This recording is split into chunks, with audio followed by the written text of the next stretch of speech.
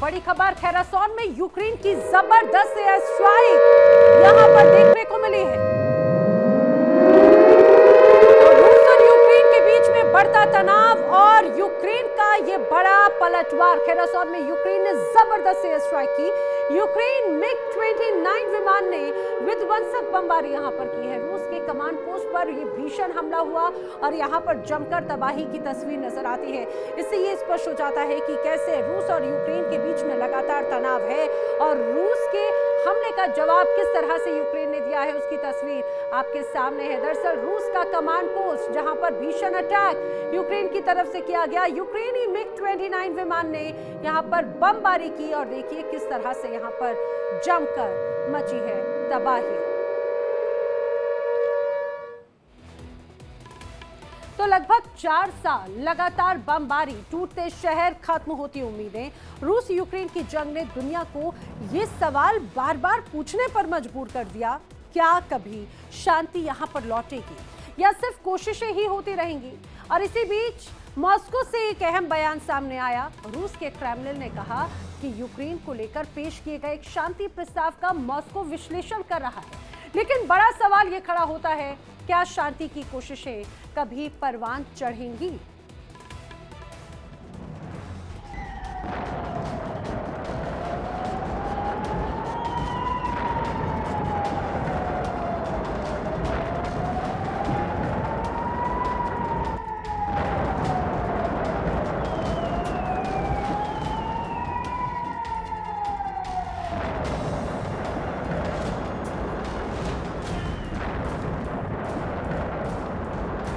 Kremlin के प्रवक्ता Dmitry ने जानकारी दी कि ये प्रस्ताव रूस के एक विशेष दूत की तरफ से हाल ही में अमेरिका के अधिकारियों से मुलाकात के बाद सौंपा गया। जानकारी के मुताबिक रूस फिलहाल इस प्रस्ताव के हर पहलू की जांच कर रहा है और इसके बाद राष्ट्राध्यक्ष के फैसले के मुताबिक अमेरिकी पक्ष के साथ आगे की बातचीत होगी। ये जानकारी राष्ट्रपति के विशेष प्रतिनिधि दिमित्री एव द्वारा की गई थी, जो निवेश और आर्थिक सहयोग के लिए रूस के विशेष दूत हैं। दिमित्री एव ने पिछले हफ्ते अमेरिका के मियामी शहर में अमेरिकी अधिकारियों से मुलाकात की थी। इस बैठक के बाद शांति प्रस्ताव सामने आया। अमेरिका लंबे समय से इस युद्ध में कूटनीतिक भूमिका निभाने की कोशिश करता रहा है और अब एक बार फिर बातचीत के रास्ते खोलने की कोशिशें तेज होती दिख रही हैं। दावा तो ये भी किया जा रहा है कि दिमित्री येव ने मियामी यात्रा के नतीजों की जानकारी सीधे रूसी राष्ट्रपति पुतिन को दी है, यानी अब फैसला सीधे क्रेमलिन के शीर्ष स्तर पर होना है। क्या रूस इस प्रस्ताव को आगे बढ़ाएगा या फिर युद्ध की राह पर बढ़ता रहेगा?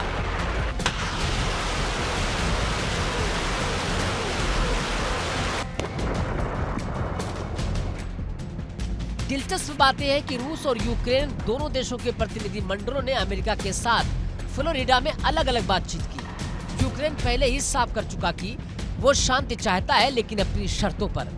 क्षेत्रीय अखंडता और सुरक्षा की गारंटी यूक्रेन बार बार दोहरा रहा है।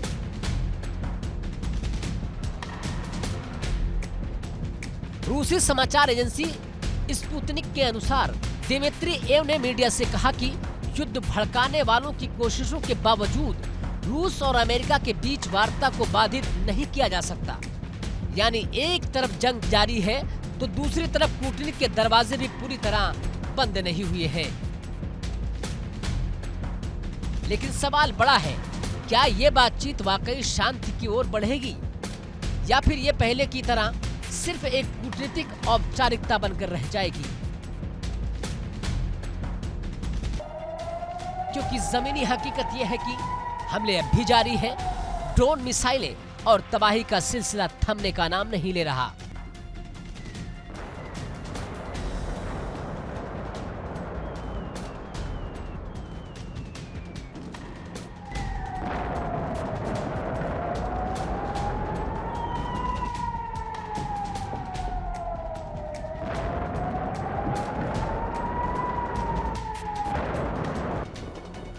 4 साल में लाखों लोग बेघर हो चुके हैं। बच्चों का भविष्य इस युद्ध की आग में झुलस रहा है और हर दिन शांति की कीमत बढ़ती जा रही है।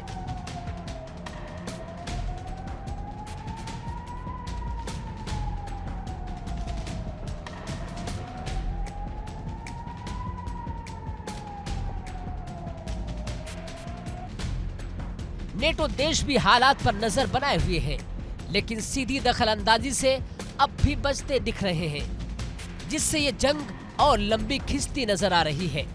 लगभग 4 साल से चल रही इस जंग में उम्मीद बार बार टूटी है, लेकिन हर शांति प्रस्ताव एक नई किरण भी लेकर आता है।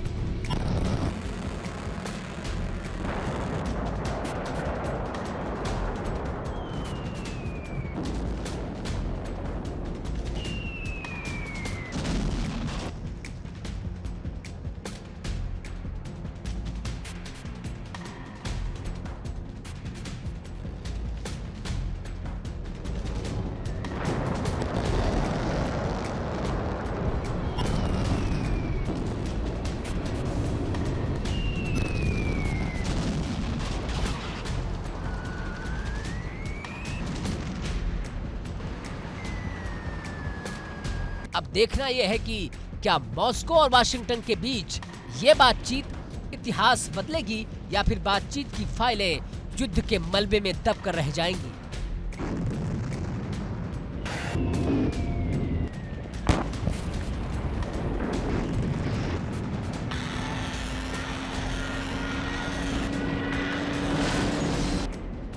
क्या शांति के परवान चढ़ेगी या सिर्फ कोशिशें ही होती रहेंगी? इस सवाल का जवाब दुनिया आज भी तलाश रही है। Bureau report, India daily.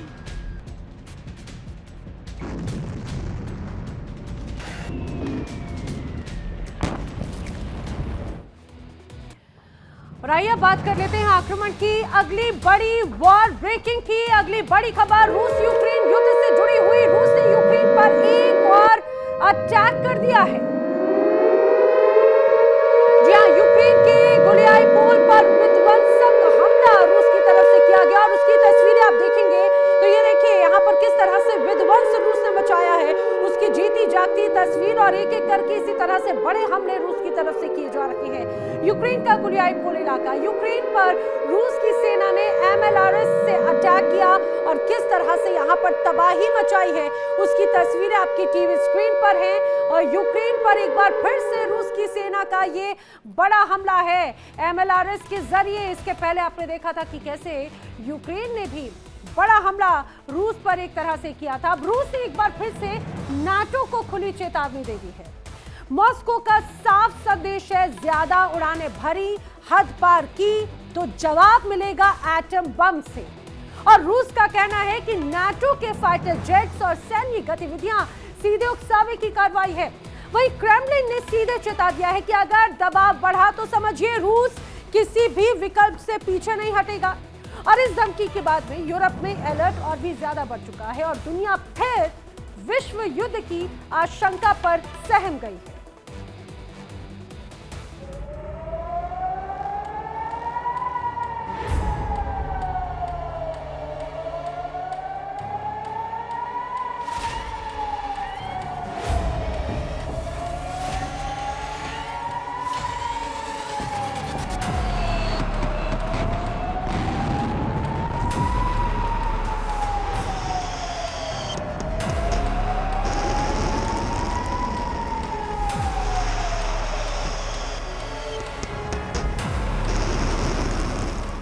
World war 3 का सायरन, परमाणु तबाही की धमकी और यूरोप में हड़कंप।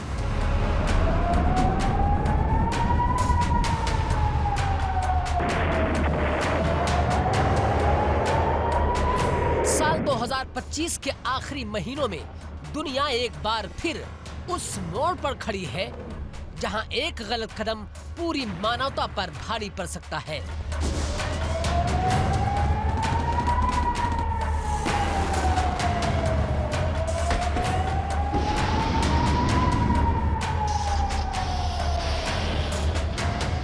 रूस और पश्चिमी देशों के बीच पिछले कई सालों से चल रहा तनाव अब अपने चरम पर पहुंच चुका है और इस बार मॉस्को का संदेश साफ है, कड़ा और खतरनाक भी है।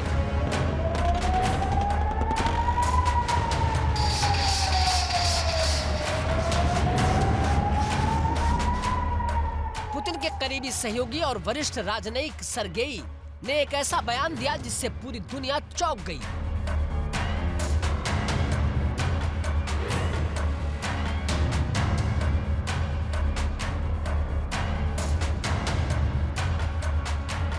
रूस अब पीछे हटने के मूड में नहीं है। अगर नेटो युद्ध में कूदा तो परमाणु हथियारों से पीछे नहीं हटेगा रूस।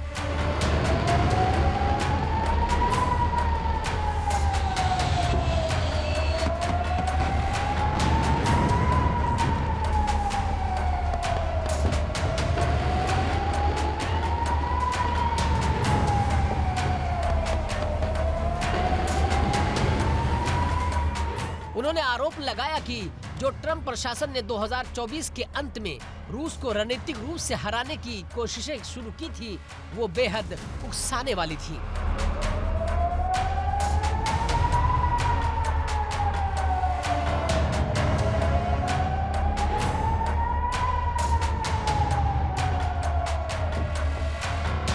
रूस ने सीधे तौर पर ब्रिटेन और फ्रांस को निशाने पर लिया।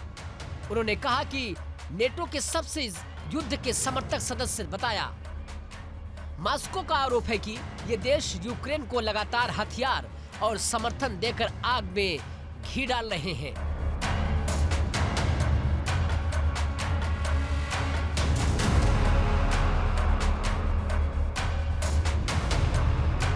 और यही वजह है कि हालात बेकाबू होते जा रहे हैं।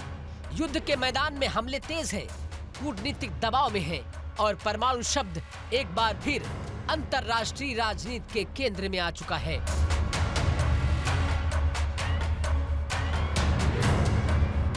रिपोर्ट्स के मुताबिक एक तरफ ट्रंप प्रशासन शांति वार्ता की कोशिशें कर रहा है, तो दूसरी तरफ जमीन पर हालात और ज्यादा विस्फोटक हो रहे हैं। रूस ने साफ कर दिया कि अगर नेटो देशों ने सीधे तौर पर युद्ध में दखल दिया तो परिणाम पूरी दुनिया के लिए भयावह होंगे।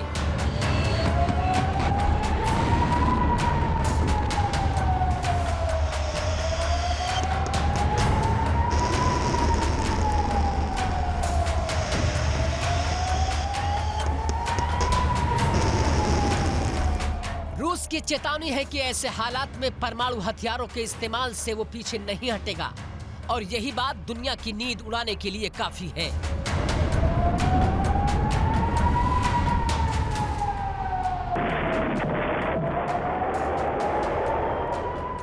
मॉस्को के इस बयान के बाद यूरोप में हड़कंप मच गया है। नेटो देशों में हाई अलर्ट की स्थितियां हैं और सुरक्षा एजेंसियां हर मोमेंट पर नजर बनाए रखी हैं।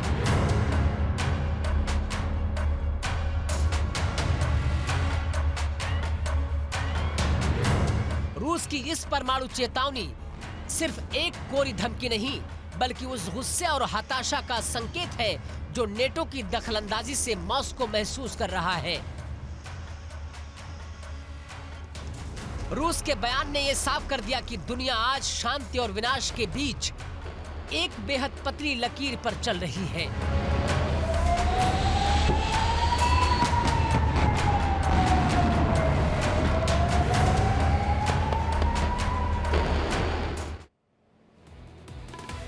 और इसी बीच रूस ने एक और बड़ा सैन्य संदेश दे दिया है। रूस ने ब्रिटेन की उत्तरी सीमा के करीब अपने Tu-95MS बम वर्षक विमान उड़ा दिए। ये वही विमान हैं जिन्हें परमाणु हथियार ले जाने में सक्षम माना जाता है। ये रूसी बम वर्षक नॉर्वेजियन सागर के ऊपर देखे गए और यहीं से नाटो की चिंता और बढ़ गई।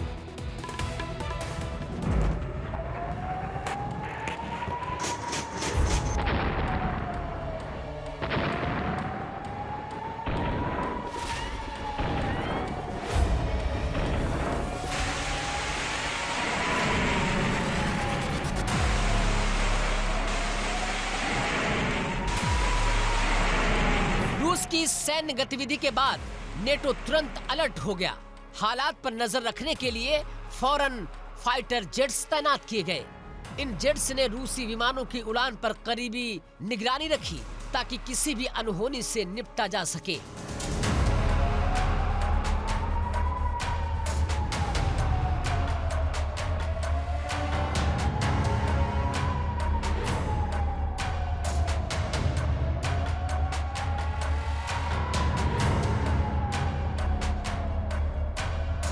रिपोर्ट्स के मुताबिक रूसी बमवर्षकों के साथ Su-33 फाइटर जेट्स भी मौजूद थे, यानी मिशन पूरी सैन्य सुरक्षा के साथ किया गया।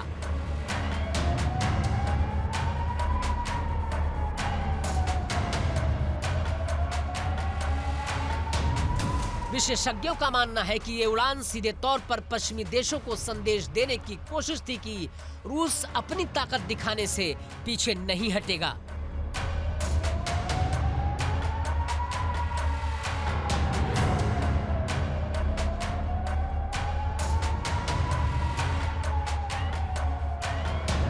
हाल के दिनों में रूस और पश्चिमी देशों के बीच तनाव लगातार बना हुआ है और ऐसी सैन्य गतिविधियों को सुरक्षा के लिहाज से बेहद गंभीर माना जा रहा है। इस सब के बीच सबसे बड़ी कीमत चुका रहे हैं आम लोग।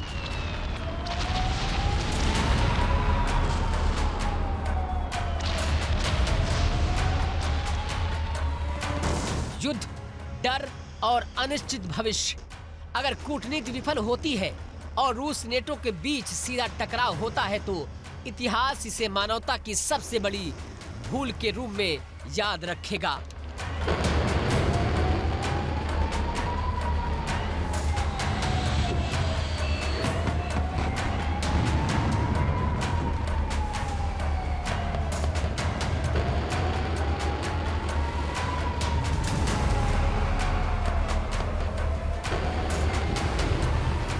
पूरी दुनिया की उम्मीदें शांति वार्ता पर टिकी हैं।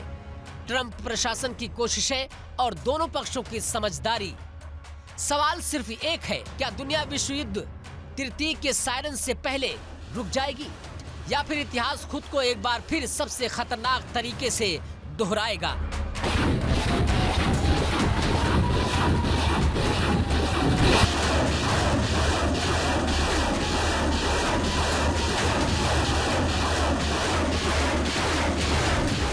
साल 2025, लेकिन तस्वीरें 21वीं सदी की नहीं लगती। धमाके, धुएं के गुबार, हर तरफ डर। दुनिया एक बार फिर जंग की दहलीज पर खड़ी नजर आ रही है।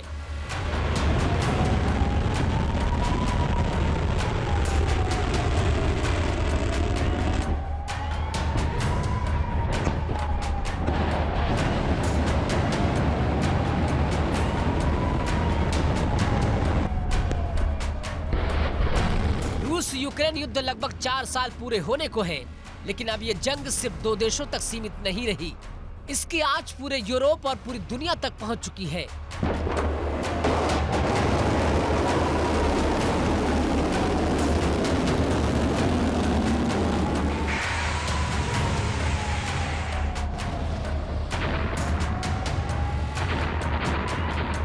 हाल ही में रूस ने ऐसे बम वर्षक विमान उड़ाए जो परमाणु हथियार ले जाने में सक्षम माने जाते हैं।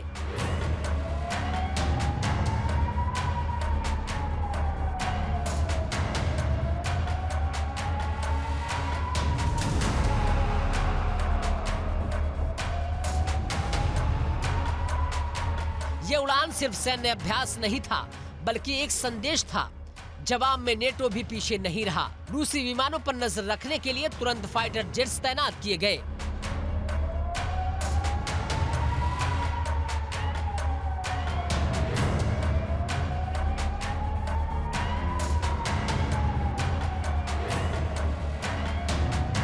आसमान में टकराव की आशंका कभी भी बन सकती है।